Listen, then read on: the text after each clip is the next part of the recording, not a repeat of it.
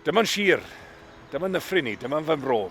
Mae'n fam yn dod o'r Betws, mae'n dad yn dod o Landdebiaeth ymlaen i weithio yng nglofa'r Betws. Ges i'n fagu yn Dicros, yn addysgu fan hyn yn Rydaman. Mae wedi bod yn anrydedd i mi cynrychioli'r ardal wy'n hannu ohoni yn gyntaf yn y Senedd yn San Steffan a wedyn yn Senedd Cymru. Mae'n golygu popeth i fi. Mae'n golygu gwrando i chi ar y materion sy'n eich pryderu, boed yn reolau NVZ peryglus sy'n tanseilio dyfodol ein ffermwyr, neu'r diffyg parhaus o gysylltiadau band-eang yn ein cymunedau gwledig. Mae'n golygu herio'r Llywodraeth Llafur i amddiffyn yn cymunedau yn well rhag llifogydd. Mae'n golygu brwydro am dyraniad teg o fuddsoddiadau yng Ngorllewin Cymru, ffordd osgoi Llandeilo, llwybr seiclo Dyffryn Tywi a reilffordd Dyffryn Aman.